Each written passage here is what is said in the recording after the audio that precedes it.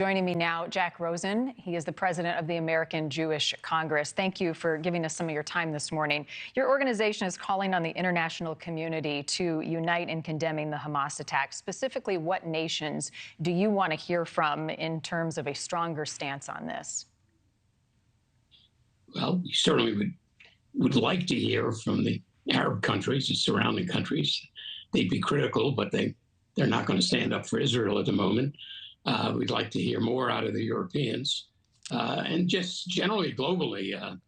Israel was attacked in a barbarous massacre.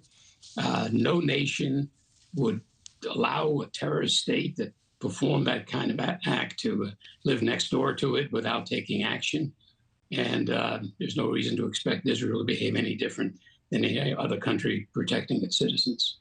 Sadly, the death toll from this war has now risen and surpassed 10,000. What is the AJC's position on the fighting we're seeing in Gaza right now and the conflict between the Israelis and Hamas?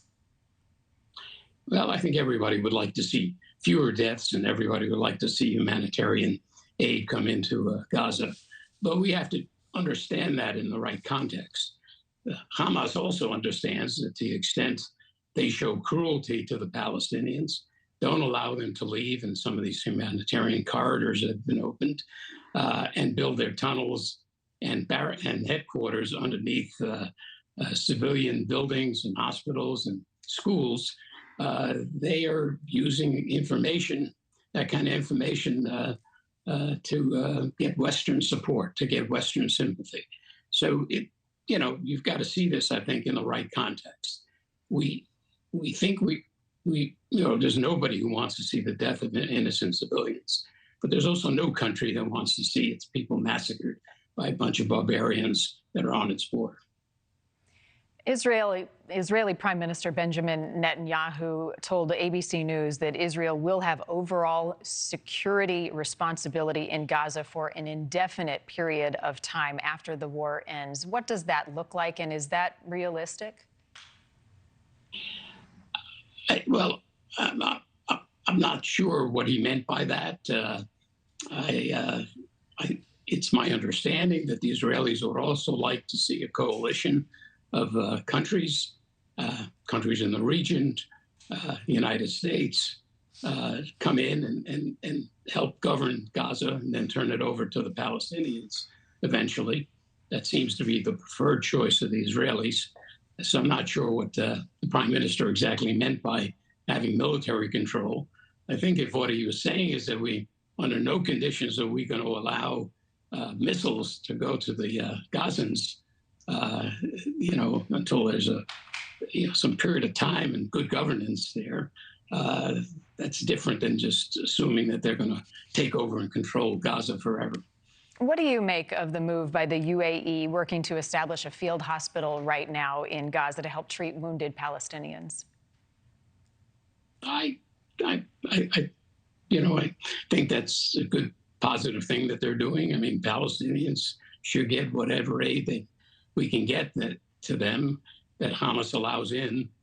They've made it very difficult, and innocent civilians, Palestinians, should certainly get the health care they need, get the goods that they need, and live safely if we can get to that point.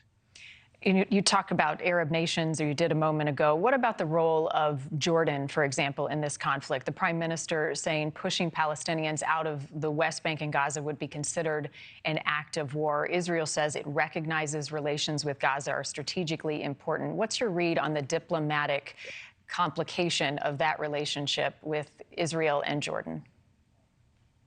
Well, I think my read is that it's a country that has a majority of Palestinians living there, and the king and the government, Jordan, is very conscious of how many Palestinians could rise up and overthrow the government. So I think they have to speak out against what Israel is doing. I have my doubts that the Jordanians want to see Hamas continue to be in control in Gaza, but they have no political choice at the moment. Thank you for watching. Go to newsnationnow.com to find News Nation on your television provider. And don't forget to click the red subscribe button below to get more of News Nation's fact-driven, unbiased coverage.